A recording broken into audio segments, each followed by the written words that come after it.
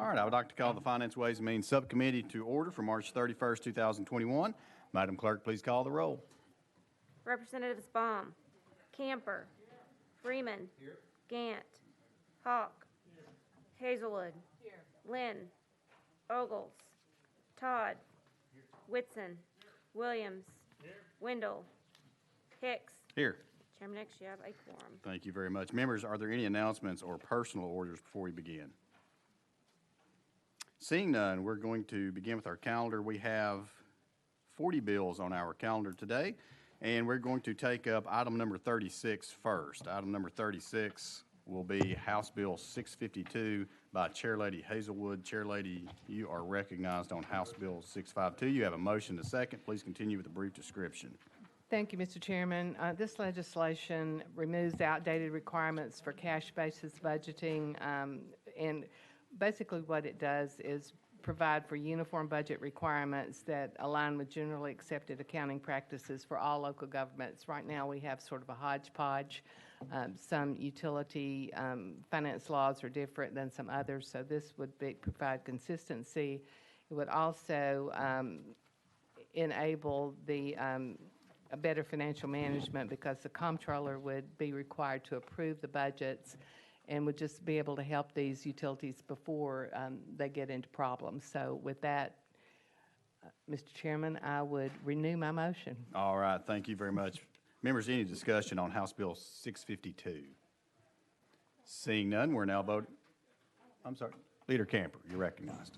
Thank you, Mr. Chairman. Chairlady, you said that the comptroller would approve or review, you said review or approve the budget that they submit. It would approve. Some of them now they review, some they approve. They would approve the budget, so there would be an opportunity for them to have input when there are problem areas. And You're recognized. thank you, Mr. Chairman. And it puts a mandate on the locals to submit their budgets to the comptroller for review, and if they don't, is there some punitive measure in place? It does, they are required, they would have to submit, but they have to submit for review. The difference would be that they would be submitting for approval versus review, and they're actually, it removes one of the kind of punitive provisions that have been there before. There was a provision that would require the comptroller's office to publish a notice in the local newspaper if a local government does not submit the budget for approval. This would take away that requirement so that we wouldn't be publicly shaming, I suppose, a local government, but just would give the comptroller, again, it's to help those utilities. As you know, many of our smaller ones, particularly across the state, don't necessarily have all the financial expertise they might need, and the comptroller's office would be able to assist them in developing a budget that actually works. You recognize. Thank you, Mr. Chairman, and thank you, Chair Lady. I just was concerned about the notice to the locals if they didn't submit them, that may be some punitive measures that could hurt them, but it looks like we're taking one provision away where the public could chime in and see that their local government is not submitting their budget, but what you're saying is this is a way for the comptroller to assist them and send them, say, hey, you need to submit your budget so we can make sure everything's in order so that it'll help you better financially manage your budget, et cetera, et cetera. Is that the goal? It is, and it's to give the comptroller an opportunity to help keep these utilities out of trouble on the front end. Thank you, Mr. Chair, Madam Chair. Any further discussion on House Bill 652? Seeing none, we're now voting on House Bill 652. Moving on to full finance. All those in favor say aye. Aye. All those opposed, no. The ayes have it. House Bill 652 moves to full finance.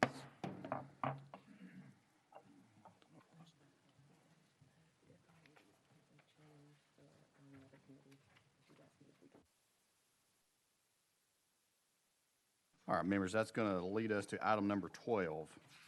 We do have some members that have committee, and we're going to try to get them out of here just as quick as we can. Item number 12 on your calendar is going to be House Bill 530, 530 by Chairlady Moody. Is she here? I'm not sure I see. Okay, so she just left out. All right, let's roll that. Without objection, roll to the Hill. All right, members.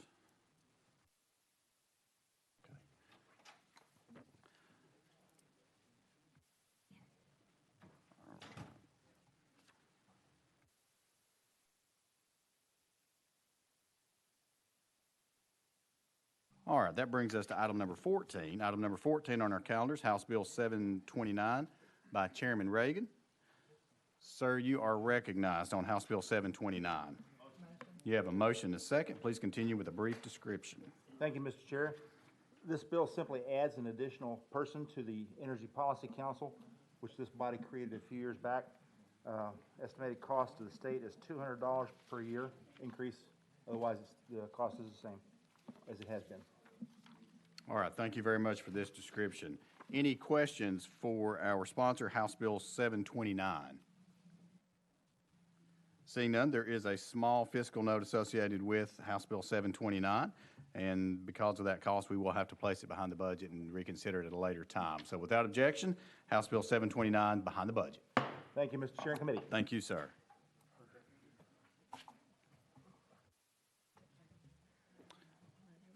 All right, that brings us back to item number 1, and I apologize for skipping around. Just want to try to accommodate as much as we can, and we'll try to get going here. All right, members, let's get back to item number 1 on our calendar is House Bill 1047, by Representative Russell. Sir, you are recognized. You have a motion and a second. Please continue with a brief description. Thank you, Mr. Chairman and committee. House Bill 1047 requires that a conviction of certain crimes that historically target women and children, 100% of the imposed sentence must be served.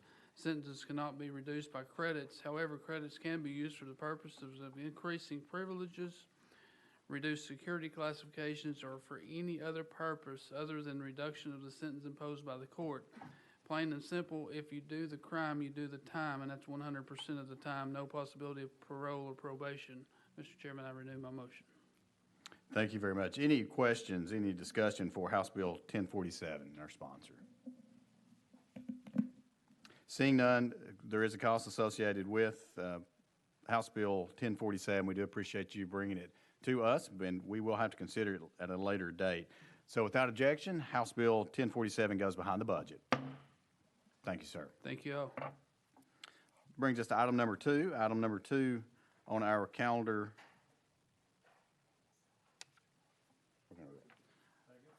Members, if I can have your attention just for a second, item number 2 is actually going to be rolled 1 week. So without objection, SJR 10 will be rolled 1 week. That brings us to item number 3 on our calendar that has been requested. House Bill 773 has been requested to be rolled 1 week. So without objection, House Bill 773 rolled 1 week. Thank you, sir. That brings us to item number 4. Item number 4 on our calendar has been requested to have been rolled 1 week. So we're going to roll that one without objection. House Bill 119 will be rolled 1 week. And that brings us to item number 5. Item number 5 on our calendar is House Bill 1082 by Chairman Carr. Chairman Carr, you're recognized, sir. We have a motion and a second. Please continue with a brief description. Thank you, Mr. Chairman. This is back in 2019, the legislature allowed for some of these sports authorities, like colleges and everything, to start selling and get a liquor license. And it explained it was colleges and higher education. It just left out the private higher education facilities. So all we're adding is the language that says allows private colleges also, higher All education. right. Thank you very much for this description. Members, any discussion on House Bill 1082? Question's been called. Any objection to calling the question? We're now voting on House Bill 1082, moving on to full finance. All those in favor say aye. All those opposed, no. The ayes have it. House Bill 1082 moves to full finance. Thank you, Chairman. Thank you, Mr. Chairman. Item number 6, also by Chairman Carr, is House Bill 193. You have a motion second. Sir, you're recognized for a brief description. Thank you, Mr. Chairman. That is just this is the flooring on a certain educational LEA that we brought before you, because the BEP committee had recommended this, it makes each LEA must receive no less than 25% state share on non-classroom components and no less than 50% share in the instructional salaries and wages components, instructional benefits components, and classroom components. And with that, sir, that's what the bill does. All right, thank you, Chairman. I know this is something important to you and your district, and I appreciate you working hard on this as you have for the past, since I've been down here, I do believe. So, Thank you. Any questions or discussion for House Bill 193 for Chairman Carr? Seeing none, there is a cost associated with House Bill 193, so we will have to place it behind the budget and consider it at a later date. But until then, we will place it behind the budget. Thank you very much. Thank you, Chairman of the Without objection, committee. behind the budget. Brings us to item number 7 on our calendar. Item number 7 is House Bill 1365 by Representative Smith. We have a motion to second. Representative Smith, you're recognized for a brief description.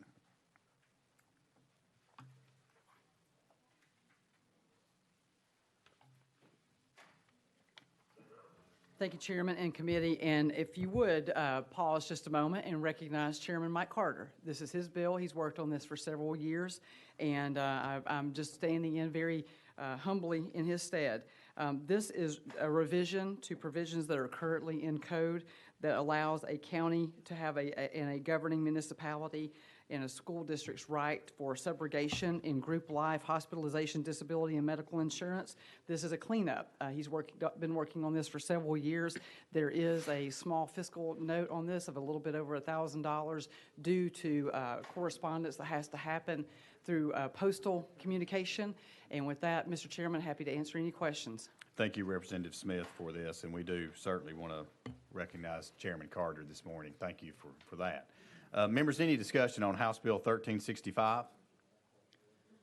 Seeing none, as the sponsor has alluded to, there is a small cost associated with 1365. We will have to place it behind the budget, consider it at a later date. So without objection, House Bill 1365 behind the budget. Members, we're going to take up item number 30 now, item number 30 on our calendar.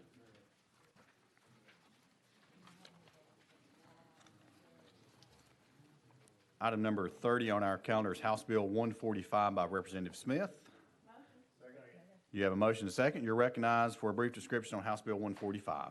Thank you, Mr. Chairman and committee. House Bill 145 creates a parallel complaint system that already exists in the Department of Commerce and Insurance for property and casualty policy holders, health insurance holders, auto insurance holders. There's a complaint system. This just creates that same process for pharmacy benefit managers so that our independent pharmacies and patients can offer their needs through an investigation or an issues process. This actually generates income of $28,800 in the first year, and then up to $30,000 in the second, $33,000 in the third. So this is a positive fiscal note. I'd ask for your support. Happy to take questions. All right, thank you very much. Members, any discussion on House Bill 145?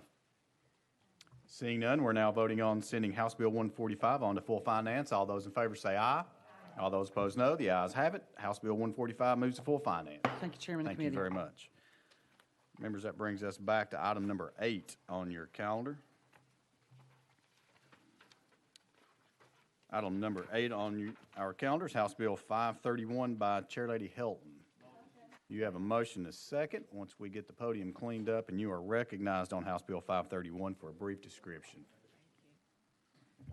Thank you, Mr. Chairman and members. This is a TCRS housekeeping bill. Sections 1 and 4 of the bill amend current law to reflect that federal law recently changed the required minimum distribution age from 70.5 to 72.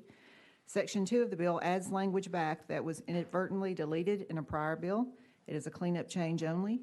Section 3 amends current law to provide more guidance to political subdivisions joining the hybrid plan as to setting the maximum unfunded liability.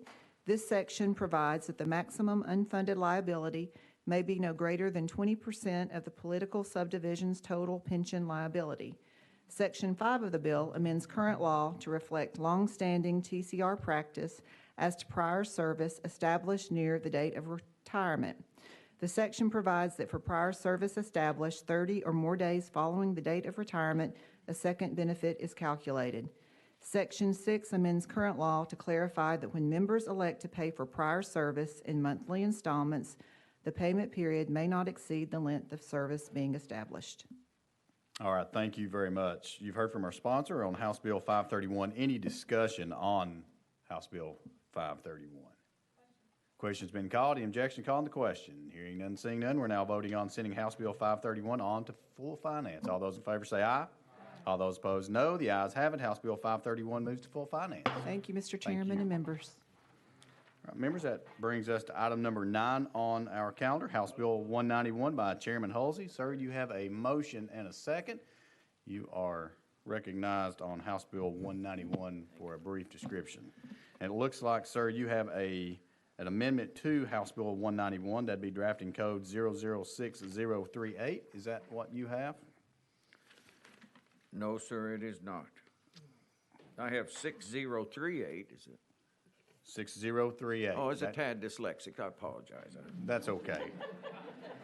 I knew you were going to catch that. I just giving you time to get I'm it. starting a new organization called DAM, it's Mothers Against Dyslexia. Listen, he'll be here. He will be here all day, so let's get going. All right, members, you've heard 6038. That's the amendment that we have before us. We have a motion and a second right quick. We have a motion. Thank you. We have a second. Thank you for that. Any discussion on the amendment that's before us? All right, seeing none, we're now voting on Amendment 6038 to House Bill 191. All those in favor say aye.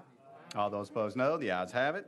We are back on House Bill 191 as amended. Sir, you're recognized. Thank you, Mr. Chairman. I appreciate the Department of Revenue helping craft the language in this. This bill allows a Tennessee headquartered company that's invested over $1 billion in capital, and they have not elected to adopt the single sales factor formula, to be allowed, also with the discretion of the Commissioner of Revenue and the Commissioner of ECD, to use industrial machinery credits up to 100% at no cost to the state. So the effect of the bill would allow companies to write these credits off of their balance sheets, helping their financial position, but without the state incurring a loss of revenue. All right, thank you, Chairman Halsey, for this description. Members, any discussion on House Bill 191? Question's been called. The objection called on the question. Hearing none, seeing none, we're now voting on House Bill 191, moving on to full finance. All those in favor say aye. All those opposed, no. The ayes have it. House Bill 191 moves to full finance. Thank you, Chairman. Sir. We are now on item number 10, House Bill 1107 by Chairman Kiesling, and that one has been requested. We had a request to roll this for 1 week. So without objection, House Bill 1107 will be rolled 1 week. Item number 11 is House Bill 768 by Chairlady Littleton. Chairlady, you're recognized. You have a motion and a second. Please continue with the brief description. Thank you, Mr. Chairman. This bill makes significant revisions to the Child Care Quality Rating Improvement System, the mechanisms for conducting quality assessment of child care providers, the Child Care Report Card System, and the Child Care Rated License Systems. All right, thank you very much. Members, any discussion on House Bill 768? Question's been called. Any objection to calling the question? Hearing none, seeing none, we're now voting on House Bill 768, moving on to full finance. All those in favor say aye. All those opposed, no. The ayes have it. House Bill 768 moves to full finance. Thank you, Mr. Chairman and committee. Item number 12, I don't think she has come back. We've rolled that to the hill, so we'll come back to that once she arrives. Item number 13 on your calendar is House Bill 540 by Chairman Powers. That's been requested to be rolled 1 week without objection. House Bill 540 rolled 1 week. We've already taken up item 14, so now we're on item 15. Item number 15 is House Bill 142 by Chairman Terry. Sir, you're recognized for a brief description. You have a motion and a second. Please continue. Thank you, Chairman and Committee. This is the TANF Opportunity Act. It is a collaborative piece of legislation between the administration, DHS, Commissioner Carter, and the TANF Working Group put forth by Lieutenant Governor McNally and Speaker Sexton. All of the spending in the bill is accounted for through our annual TANF Block Grant Award or TANF awards from previous years, all of which has been appropriated to the Department of Human Services through the Appropriations Act. The expenses created in this bill can be absorbed by the Department of Human Services with our TANF funds, and there are no state dollars. All right, thank you very much for this description. Members, any discussion on House Bill 142? Let's go to Chairman Hawk. Thank you, Mr. Chairman. And Chairman Terry, thank you so much. This has been an arduous process to get to where we are. As you chaired the TANF working group, and we've worked on this for going on 18 months now. I've been made aware of it for 18 months, been working on this for a long time, so this has certainly been a heavy lift. I want to share and echo the thanks that you've given to all the names on the list that you gave.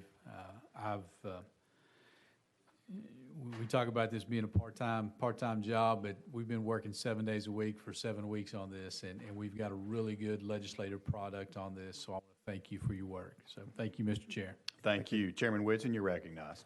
Thank you, Mr. Chairman, and thank you, Chairman, for carrying this. This is great legislation. I've been asked, though, to clarify one point of it, if I could, and it's on the amendment 4527. And what they mean by another qualified entity, and are for-profit companies eligible to apply for and be approved for these TANF services? You're recognized. Thank you. Yes, other qualified entities could be for-profit organizations for the purpose of this. And that part of the legislation is if there's funds that are left over, that we would find qualified organizations to be able to utilize those funds for wraparound services. Okay, great. Thank you, Chairman.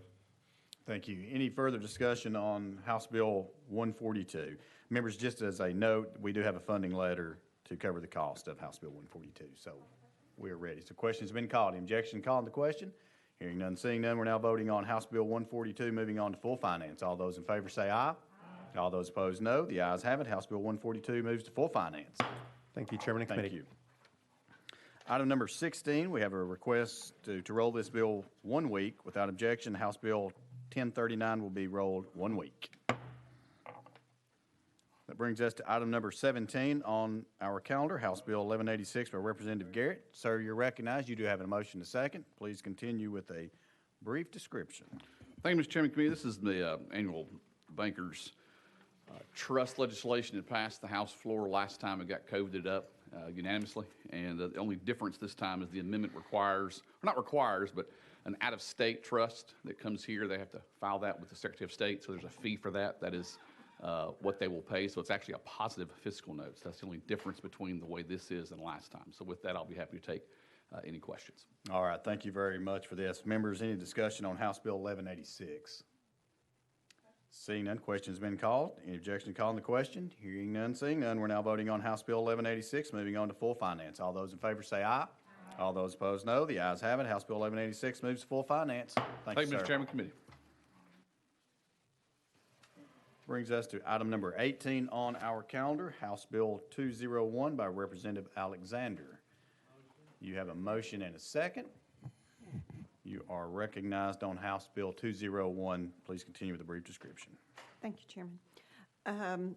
This is a bill that authorizes the sale of alcoholic beverages in historic Jonesboro at 5 locations. The Historic Jackson Theater, the Jonesboro Repertory Theater, the International Storytelling Center, the McKinney Center, and the Jonesboro Visitor Center. All right, thank you for this description. Members, any discussion on House Bill 201? Question's been called. Any objection to calling the question? Hearing none, seeing none, we're now voting on House Bill 201, moving on to full finance. All those in favor say aye. All those opposed, no. The ayes have it. House Bill 201 moves to full finance. Thank you, Chairman. Thank you, Committee. Brings us to item number 19 on our calendars, House Bill 682 by Representative Beck. You do have a motion and a second, and we'll let you continue with a brief description. At this time, you're recognized. Thank you, Mr. Chairman and Committee. This is a bill concerning the crown jewel of the 51st District, also known as the Ryman Auditorium and the Mother Church of Country Music. It is presently under a historic performing arts center with the ABC. In the 2015 renovation, we built Cafe Lula, and this will allow Cafe Lula to serve when there's no performances going on inside the Mother Church, and also to expand to the patio area and the parking lot for special occasions. It All does right. have a positive note, and with that, I'll take questions. All right, thank you very much. Members, you've heard the description of House Bill 682. Any discussion?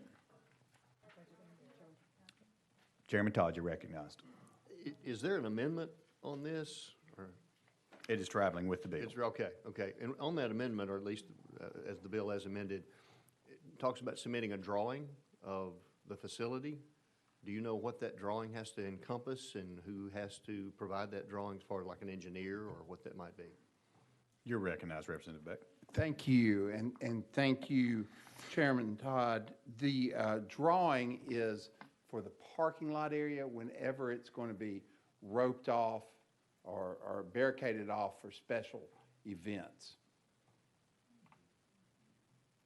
Representative Todd? Okay, thank you for that. All right, thank you. Further discussion on House Bill 682. Question's been called. Objection called on the question. Seeing none, hearing none, we're now voting on sending House Bill 682 on to full finance. All those in favor say aye. All those opposed, no. The ayes have it. House Bill 682 moves to full finance. Thank you. Thank you, Mr. Chairman and committee. Item number 20 is House Bill 699 by Representative Campbell. You do have a motion and a second, and we'll let you continue with a brief description at this time. You're recognized. Thank you, Mr. Chairman and members. House Bill 699 is created at the request of the Johnson County, Tennessee Commission. It authorizes a general sessions judge for the county to be full-time upon a two-thirds majority vote of the county legislative body. All right, thank you for this description. Members, any discussion on House Bill 699 by Representative Campbell? Question's been called. Any objection called on the question? Hearing none, seeing none, we're now voting on sending House Bill 699 on to full finance. All those in favor say aye. All those opposed, no. The ayes have it. House Bill 699 moves to full finance. Thank you, sir. Item number 21 on our calendar will be House Bill 404 by Representative Carringer. I don't see her. We'll roll her without objection to the Hill. That brings us to item number 22, which is also by Representative Carringer, and without objection, we're going to roll her to the Hill. And that brings us to item number 23, Representative Cooper. We do have a motion and a second. Representative Cooper, you are recognized on House Bill 165 for a brief description. Thank you, Mr. Chair and members. House Bill 165 simply allows the jails to accept private funds as well as state and local funding such as grants to fund counseling service to assist with adequate staffing, especially during an emergency or crisis, to relieve stress on our deputy jailers and to provide proper operation in compliance with state law. Presently, some of the jails are having to keep inmates locked up sometimes 2 or more days due to staff absences during this time. And there have been deaths and illnesses, and hiring counselors assigned to jails will benefit in the improving and operation of the jails. Moreover, the counselors contribute to improve health and safety for staff and inmates. Counselors assist in the protection of the staff and prepare inmates for outside living prior to release. And with that, I am here to entertain any questions that you may have. All right, thank you very much for this description. Members, any discussion on House Bill 165? Seeing none, question's been called. Any objection called on the question? Hearing none, seeing none, we're now voting on sending House Bill 165 on to full finance. All those in favor say aye. All those opposed, no. The ayes have it. House Bill 165 moves to full finance. Thank you, Mr. Chairman and members of the committee. Item number 24 is House Bill 901 by Chairman Doggett. I see him back there in the back of the room. We'll give just a second to get the podium sanitized, and you'll be recognized.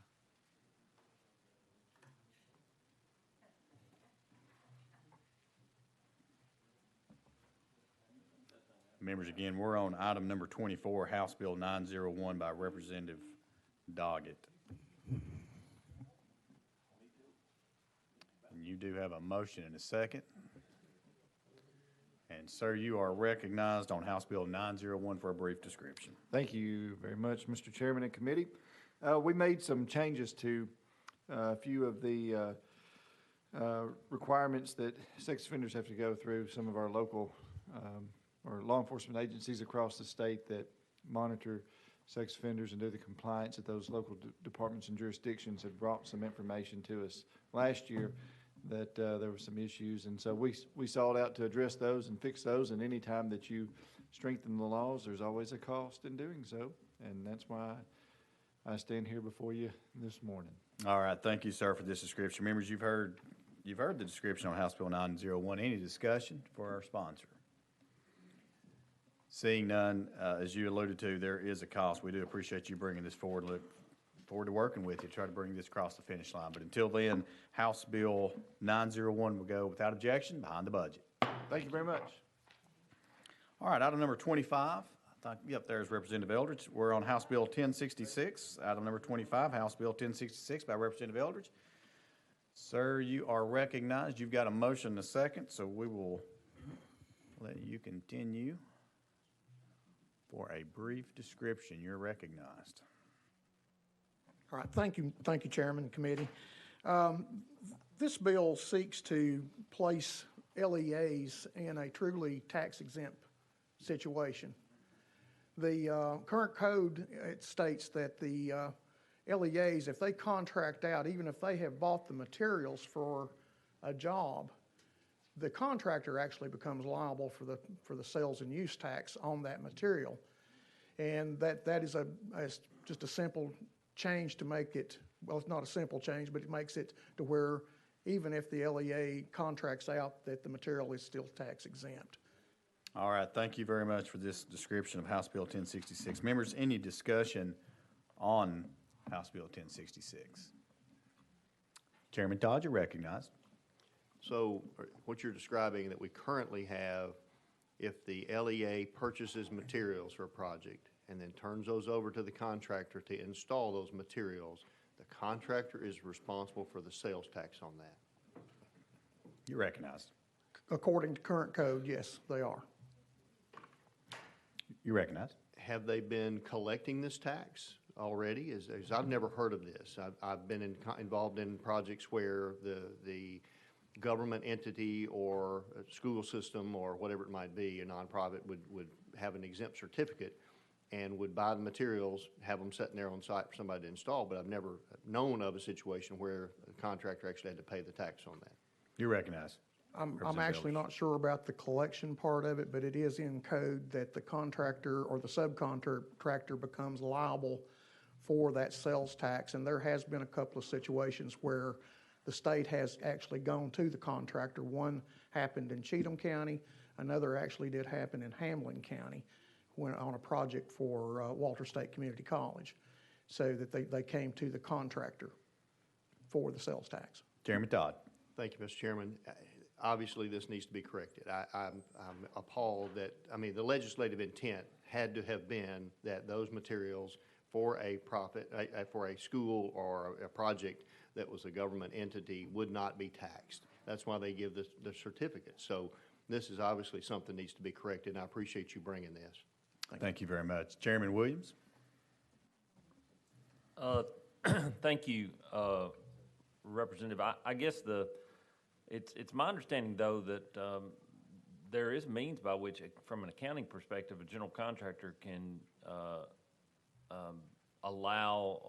could acquire the invoices and allow the LEA to pay invoices direct to the supplier, and therefore not do that. For instance, if I were building a church and church had a nonprofit tax exemption, the material supplier, even though the general contractor is building, they're installing the mechanical systems, the material supplier could bill the church directly. The church gets nonprofit, and it would be tax-free. It's my understanding that the schools can do the same as well. And the reason for that is it can get you around the fiscal note of or the fiscal impact to those communities. It's my understanding they could do that.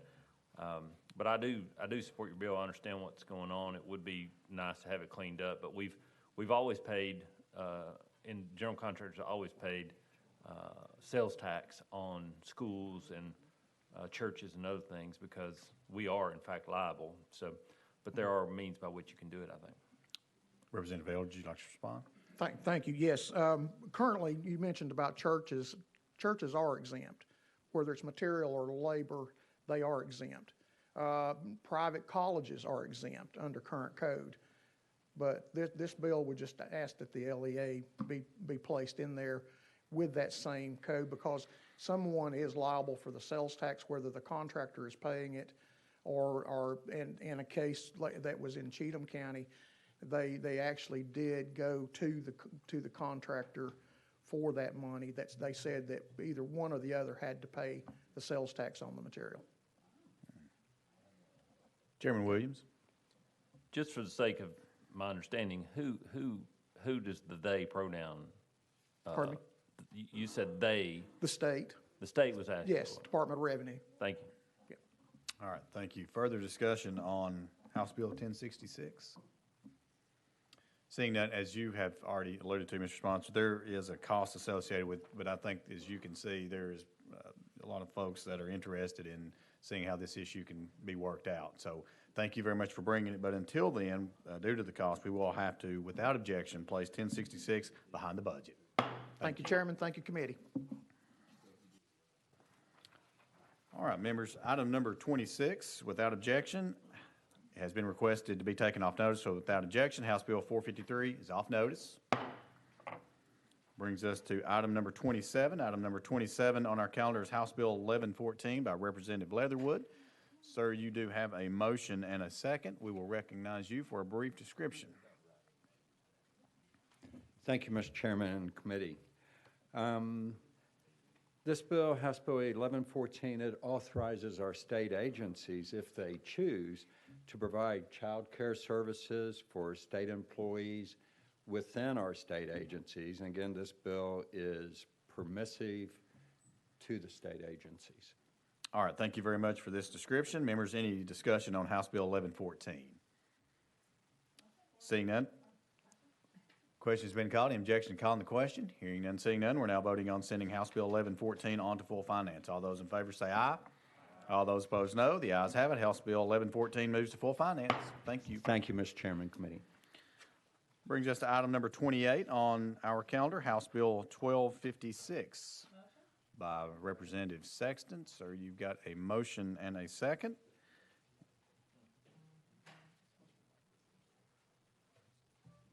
And you are recognized on House Bill 1256 for a brief description. So requires a study to be done on the devaluation of the dollar. Since March 2020, we've had 3 stimulus, total of almost $5 trillion. And so I think that it would be good for us to start the conversation about how this is going to affect the economy, the dollar in the state of Tennessee, and what could be done if we had the estimate. It's between 18 and 22% of all the circulating dollars were created in 2020. So that's a lot, and that's not counting the 4th stimulus that they're considering to be between $3 and $5 trillion. So we know this is going to have an effect on the dollar, the value of the dollar. So I think it's important for us to have a study of how that will impact the state of Tennessee and our economy. So that's all that this does. It's got a little bit of a physical note, but all right. Thank you, Mr. Sponsor. And members, any discussion on House Bill 1256? And Mr. Sponsor, as you alluded to, it does have a physical note attached to it, but look forward to working with you to try to get this where it needs to be. So without objection, House Bill 1256 will go behind the budget. Thank you. Thank you. Thank you, committee. All right, item number 29 on our calendar is House Bill 1572. Without that has been requested to be taken off notice. So without objection, House Bill 1572 off notice.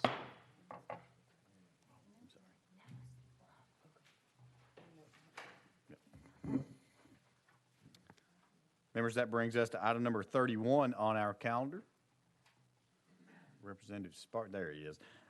House Bill 761 by Representative Sparks. Sir, you are recognized. You have a motion and a second. Please continue with a brief description. It looks like, sir, you have an amendment drafting code 6058. Is that correct? Yes, sir. All right. Members, we have a motion and a second on 6058. We have a motion and a second. Any discussion on the amendment? Seeing none, we're now voting on Amendment 6058 to House Bill 761. All those in favor say aye. All those opposed, no. The ayes have it. We're back on House Bill 761 as amended. Sir, you are recognized for House Bill 761 as amended. Yeah. Thank you, committee members. Basically, what this bill does is an attempt to eliminate the sales tax on gun safes and gun safety devices. And we did put an amendment on there. I know this bill's been presented the past few years with no success. We thought if we put an amendment, maybe lower the fiscal note down, it may help.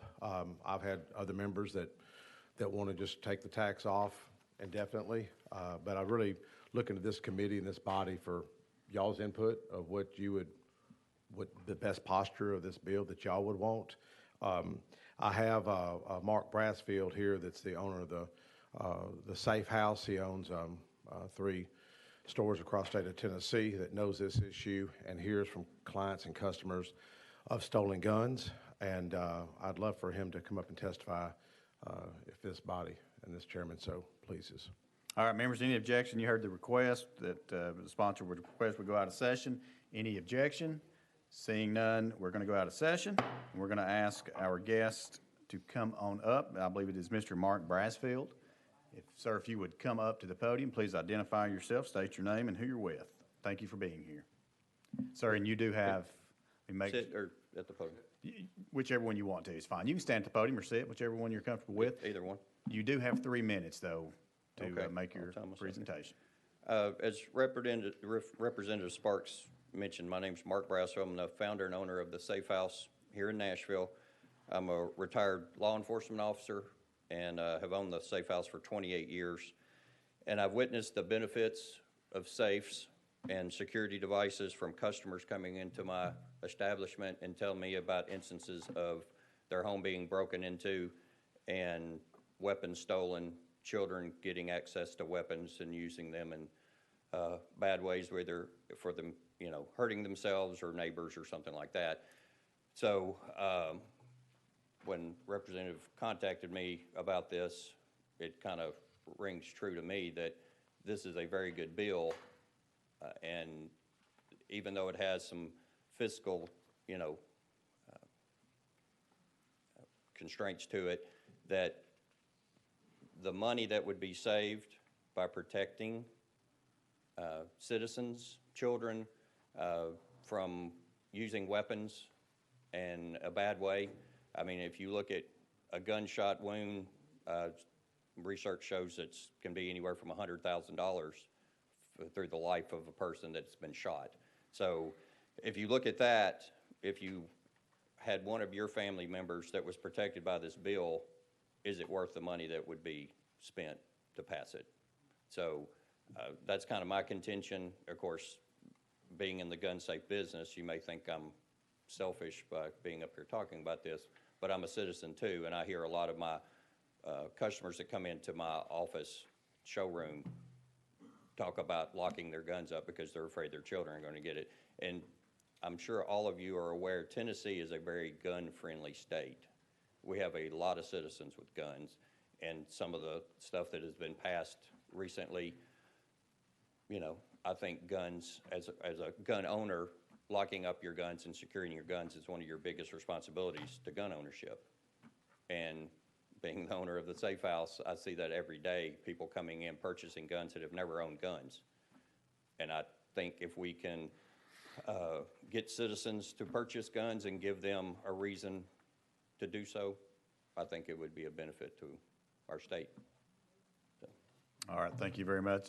Thank you for being here, sir. Sure. Any comments or any discussion for our guest before he sits down, Mr. Brassfield? Seeing none, thank you again for being here. Members, without objection, we're going to go back into session. And now we are on House Bill 761. Any discussion on House Bill 761 for our sponsor? You're recognized, sir. If I could, real fast. I went to Kyle Yorlett's funeral. I don't know if y'all remember Kyle Yorlett. He was the one that was gunned down in Nashville by the teenagers, and that was a stolen gun that boy had grabbed. And Phil Williams, News Channel 5, covered it really good. Sad situation. When I was at that funeral, I said to myself, "There's a reason I'm here at this funeral." I didn't know Kyle, don't know those kids, but I said, "There's got to be a reason I'm here." And when I was asked to carry this bill, I done a little investigation. I called Mark. He's passionate about gun safety, to say the least. But one thing in my research I've seen is no state around our surrounding states offer this. So I think it could be an uptick with whether it's tourism. The only states that offer this are northern states that my research has shown. So I mean, what other bill do you have that the NRA, TFA, Moms Demand Action, and others would be for, but this one? So I appreciate y'all's consideration on this legislation. All right, thank you very much. Members, you've heard from the sponsor on House Bill 761. Any discussion? Seeing none, Mr. Sponsor, as you've alluded to, there is a cost associated with House Bill 761. So we will have to, would you like to be recognized? I'm sorry. Well, I've got folks back and forth. Some want to just take the tax off totally. Some say do the sales tax holiday. I'd like to really get some input from y'all. Should I roll this bill a week or two for more discussion and find out what the other members, which y'all would like me to do? Sir, we will leave that up to you. Either way, you know, if the action that it looks like we may be taking, and because of the cost, we will be placing it behind the budget. However, if you'd like to roll it for 2 weeks, if without objection, we can do that. So let me do that, and I'd like to try to reach out to each and every one of you to ask for y'all's thoughts of what's the best course of action for this. Okay. Thank you. Members, you've heard the request. Without objection, we're going to roll House Bill 761 for 2 weeks. Without objection, roll 2 weeks. Thank you. Members, item number 32, we've had a request to roll that 2 weeks, so without objection, House Bill 1031 is rolled 2 weeks. Brings us to item number 33. Item number 33 has been requested to be rolled 2 weeks, so without objection, we're going to roll House Bill 455 2 weeks. Brings us to item number 34, which has been requested to be rolled 1 week, so without objection, House Bill 1173 will be rolled 1 week.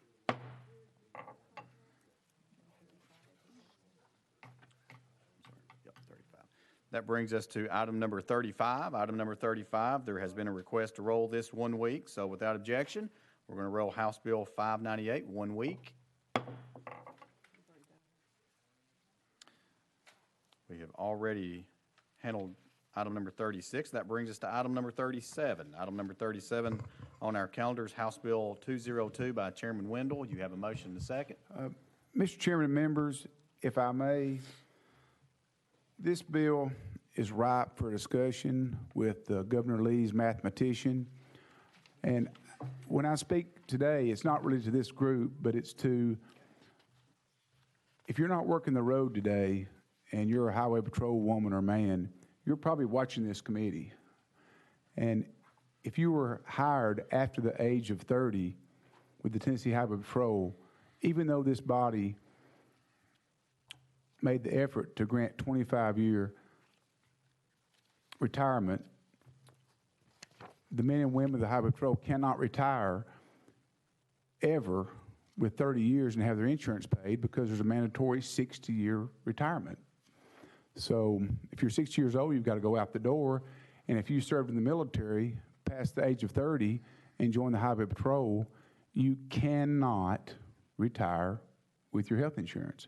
That's simply not right. We should not penalize the men and women who risk their lives every day, one of which just stood at the podium a few minutes ago and suffered negative consequences from his service. So what I want to do with the permission of the chairman is to roll this 1 week. And the reason I'm doing this for those men and women that I represent in the 4 counties I represent that I know are watching right now. The reason I'm doing this, I need to have a discussion with the finance administration to see if we can get this worked out, because this simply is an injustice to ask somebody to work on the roads, on Interstate 40, 65, 24, pick the number, for 29 years, and then be forced to retire, and then Tennessee says, we're not going to pay your minor children's health care. That's not the right result.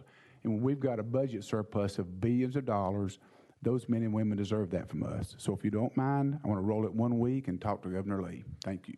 Thank you, Chairman. You've heard the request. Any objection to rolling House Bill 202 1 week? Seeing none, House Bill 202 will be rolled 1 week. Members, we're going to skip back to item number 21. Representative Carringer, I see her back there, so we're ready to take up item number 21. That's going to be House Bill 404 by Representative Carringer. Ma'am, you are recognized on 404 for a brief description. You have a motion and a second. Thank you, Mr. Chairman, and thank you to the members of this committee. So today I bring to you House Bill 404, and this was brought to me by Secretary of State. And what this legislation is wanting to do is just kind of clean up some things. It was primarily relates to the regional library boards, and the Department of State believes that it would be more productive and beneficial for the library and the archives to eliminate the statutory regional library boards and simply meet regularly with the chairpersons of the local libraries. And what they have seen is that they're having a hard time trying to get people to be on these boards, and it would also save probably decrease state expenditures by $8,000 and something because they do pay for distance and all up to 70 miles for the board members. So this is what they were wanting to do, was just kind of do away with that board and just have their regular local library people involved. All right, thank you very much. Members, you've heard the description of House Bill 404. Any discussion for the sponsor? Seeing none, we're now voting on House Bill 404. Moving on to full finance. All those in favor say aye.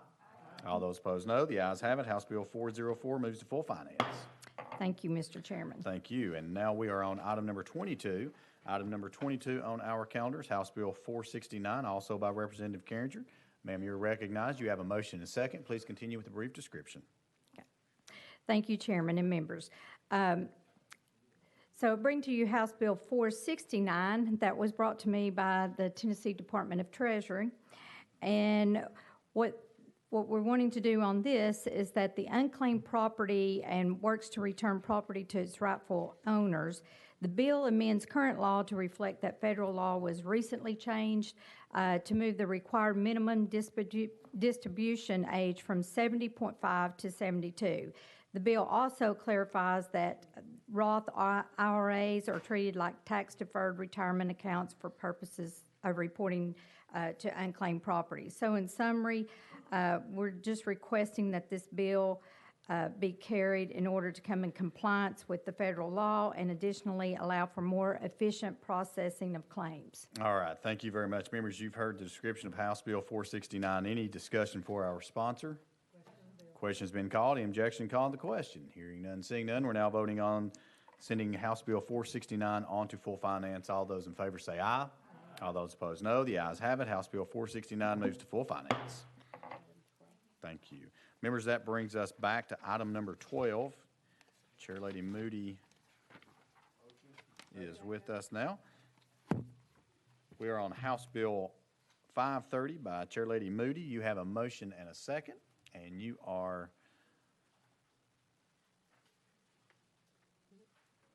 recognized on House Bill 530 for a brief description. Thank you very much for indulging the going back and forth.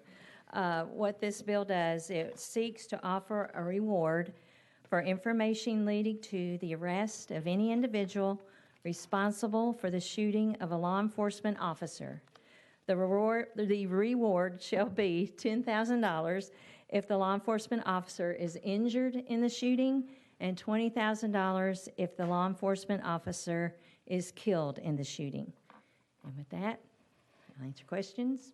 All right, thank you very much for bringing this bill forward. Members, any discussion on House Bill 530? Seeing none, Chair Lady, thank you for bringing this. This is a very important topic, and so it's one that we certainly look forward to working on with you to get it across the finish line. But there is a fiscal impact, and we will have to place it behind the budget until we can reconsider it at a later time. So, Yes, thank you. thank you. So without objection, House Bill 530 behind the budget.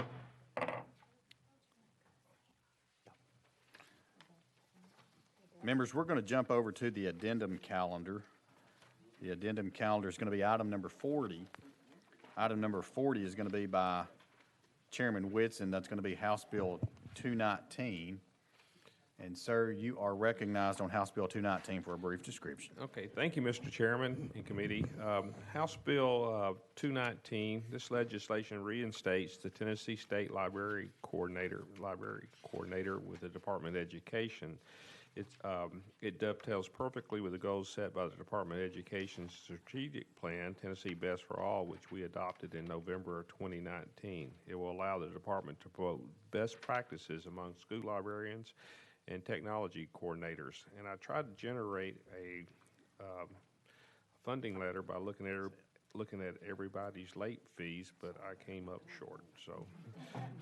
Well, that is an A+ for effort there, but thank you for that description. Members, any discussion for our sponsor on House Bill 219?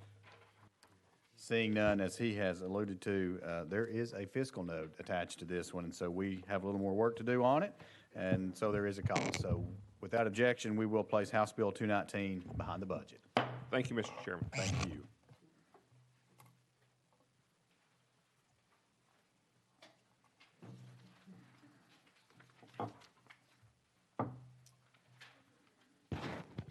The next item on our agenda is item number 38 on the calendar, House Bill 1437 by Chairman Hicks. Chairman Hicks, you're recognized. Thank you, Chair Lady, and we have a little more work to do. Oh, this is sports, yes.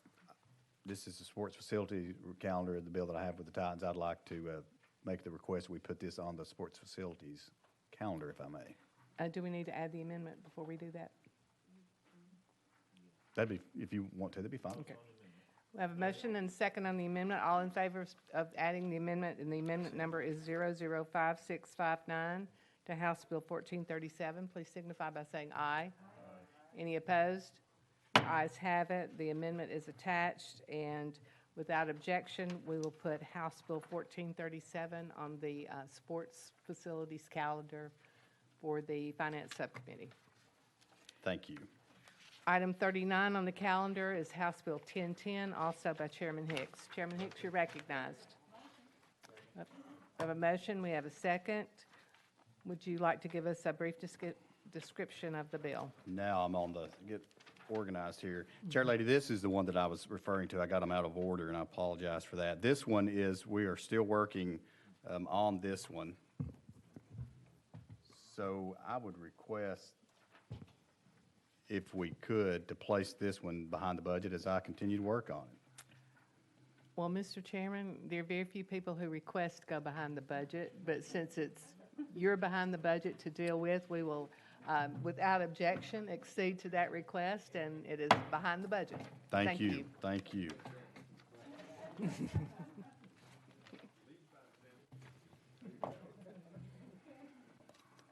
I thought about just keeping the gavel and just getting that where we need to go, but I thought better of it. Members, I think that completes our calendar. Any further business needs to come before the body. Seeing none, without objection, we stand adjourned. We are adjourned.